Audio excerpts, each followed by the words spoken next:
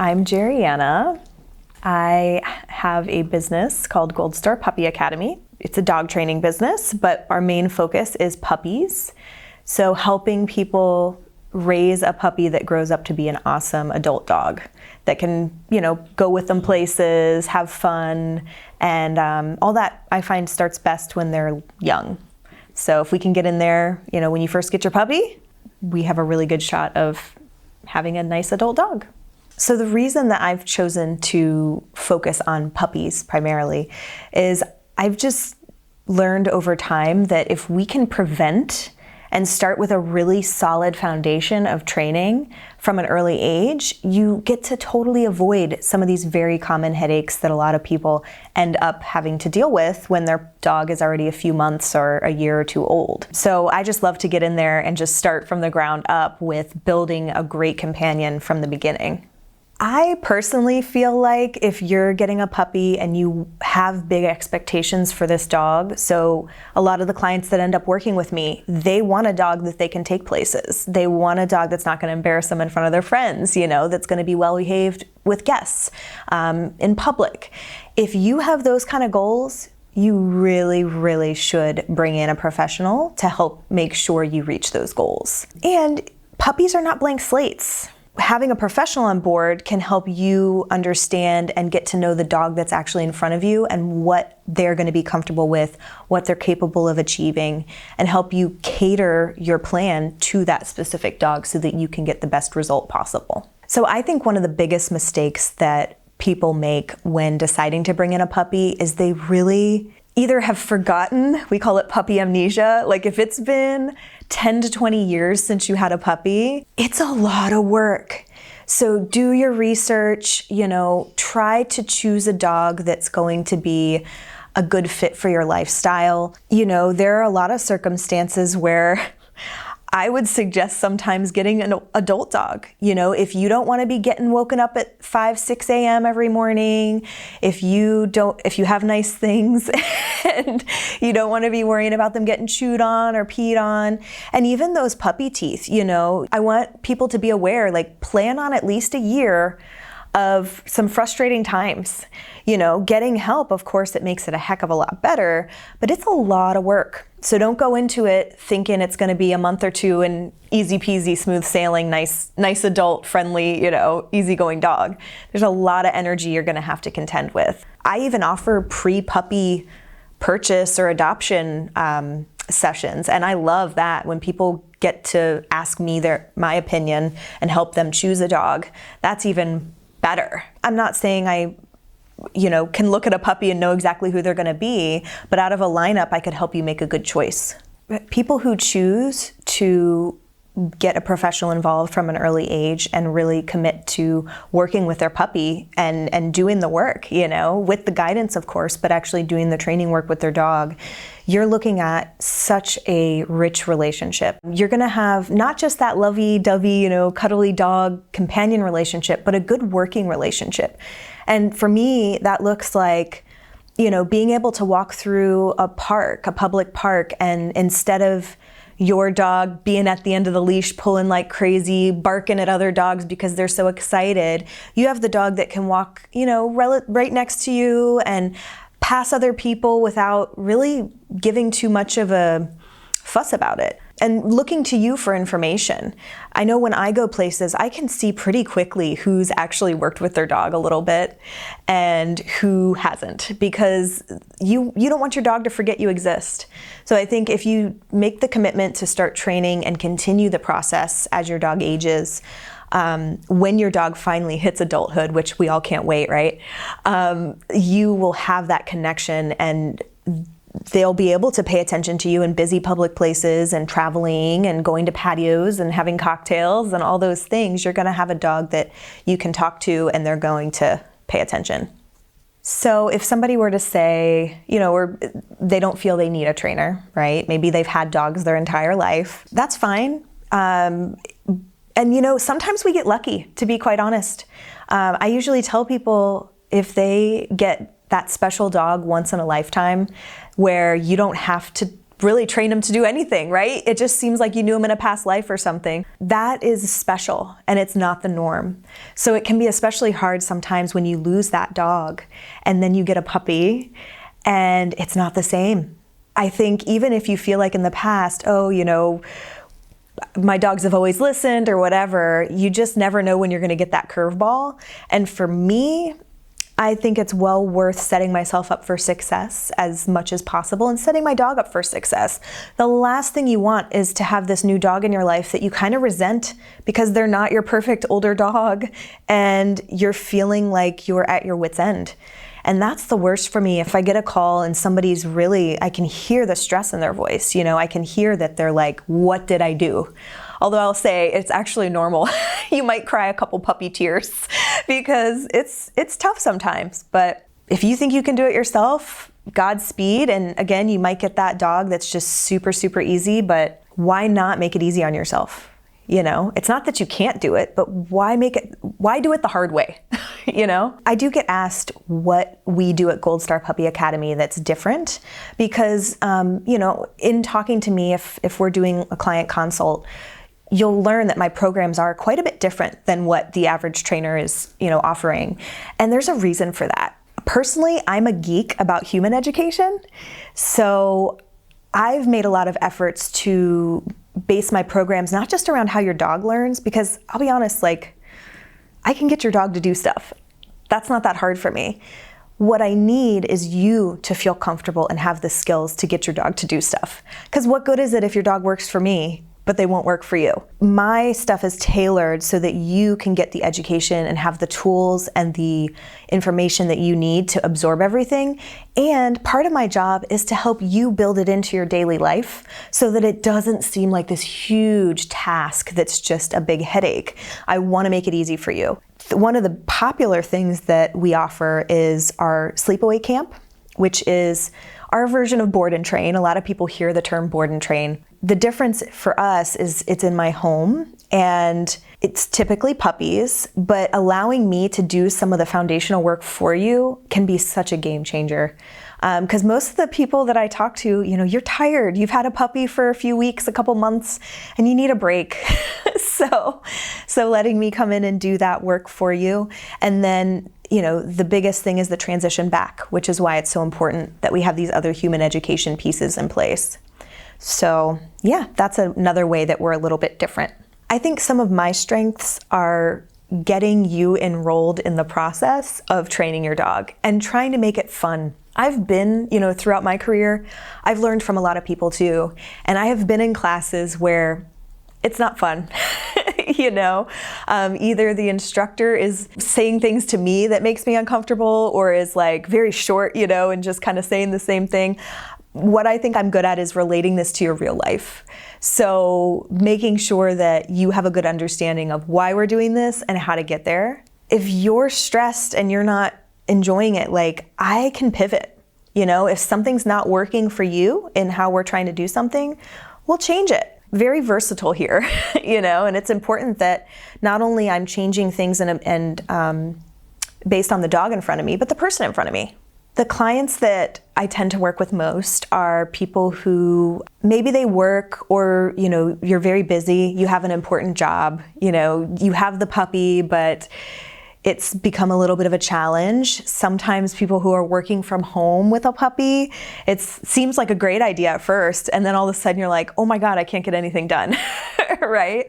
Or you're on your Zoom meeting and you see the puppy get up and you're like, oh no, I know they're gonna have to potty, or they start getting into something and you're like, you know, you have to pause your meeting, right? So a lot of times, you know, people who are working and have a shortness of time, you want to do it. You understand the importance of why we need to be training the dog and like even the time urgency of it, but you just struggle to find the time. You know, sometimes again, you got a puppy and you didn't quite realize like how stressful it can be. So having me there to help you, you know, navigate the changes and the stages that the puppies go through, because there's definitely a lot of stages. You know, they start out as sleepy little clouds and then they become marshmallows with teeth, and then they become puppy sharks and teenagers. So I think a lot of times, especially if it's been a while since you've had a puppy, or, you're just at a different life stage where you're like, gosh, this is a lot, I'm a really good fit for that because we have multiple options where I can help do things for you and I can also help make your life easy so that you can do it at home too. In a perfect world, I think people would have a lot of resources on how to choose the right dog for them. I think sometimes just even realizing that, like how important that can be. We talk about breeds a lot and it definitely matters. There's certain breeds that, you would really have no business getting depending on the lifestyle that you have. But I also think they're all individuals. So there's different variation in either, in any of them. But I think in a perfect world, people would really think it through before they jump in and make sure that they have the time, they have the energy to put in for this longer period to make sure that their dog ends up being, a good companion for them. I mean, part of that comes from, the most popular age that we see dogs getting turned into shelters is probably around, in my experience, about 10 to 16 months of age, which is right from about that teenage time through like social maturity where there's like a whole weird thing that happens, for them in terms of their behavioral development. That's a lot of times like people just can't take it anymore. If they didn't start from the beginning or the dog just isn't a good fit, that's the age where you've been doing it for this long and you just can't, so they end up at the shelter. And I think if people did a little more forethought, and had a little more easy access ways to get that information, and took the opportunity to find that information, we'd be in a lot better spot in terms of pets keeping their homes. In my time before I started working with dogs professionally, I've held a lot of different positions, but I really think that they've all contributed in ways to where I am today. I spent years in the service industry, waiting tables, bartending. That customer service role has stuck with me forever. So it was a big formation there. I've done work as a volunteer manager, which is another way of, helping people, pairing people to jobs, coaching people in that role. I have been a vet assistant for years at a, animal hospital. I also volunteered in wildlife rehab, which was awesome, and interned in, at the zoo in Oregon. Prior to moving to the Sebastian area and getting involved as a dog trainer, I was training birds at a popular theme park in Orlando. So that was where I really got my training chops in terms of really learning the ins and outs of animal behavior and how to build skills in animals. And it was with a totally different species. But that to me is the beauty of how I train, is it doesn't matter the species. Learning theory is learning theory. You just need to know the animal in front of you and learn their little idiosyncrasies, their body language, and go from there. So that's really my background and what's led me to this point here. So when I moved over to the coast, I started kind of looking around for any volunteer positions, anything to do with animals. I ended up working as an animal care tech at our Humane Society. That was super eye-opening. That gave me a chance to be around hundreds of dogs of all varying temperaments and in a stressful situation. That really allowed me to start more deeply understanding the behavior piece specifically to dogs. I mean, aside from, of course, training my childhood dogs, which I always did, but that's different. It's like, as a kid, you have one, maybe 2, 3 dogs. Getting my hands on, tons of dogs through working at the shelter was a big impact. I met my mentor and started working with her, doing dog classes, private trainings, things like that. And that's kind of how it grew from there. Being at the animal hospital gave me a great opportunity to meet a lot of dog people as well and be in that role of being able to help educate people both about the health of their animal and the behavioral pieces, because that's, of course, what I geek out about. So, yeah. Dogs are like one of the most popular pets, right? Aside from cats, obviously. But people have a lot of expectations of their dogs. They want this, predator, for lack of a better word, to live in their house, lay on the couch and do nothing. most of the day. And then we get real bent out of shape when they do dog shit. You know, they do stuff that dogs like to do. So I think it's important because they turn up in shelters and stuff. I mean, a lot of pets do, but dogs are so integrated into our life and we expect so much of them that I think being able to help the owners train so that they have a happier life, it just seemed like a priority for me. Honestly, I love cats and birds too, and I do offer behavioral consults for them, but unfortunately, at this stage in our culture, a lot of people just don't think about training their bird or cat, which is a bummer. And if you have one, I can totally help you train it, and I'd love to. But dogs, you know, it's kind of in our narrative. So dogs have been an easy avenue to get in and start educating people about the animals we choose to live with.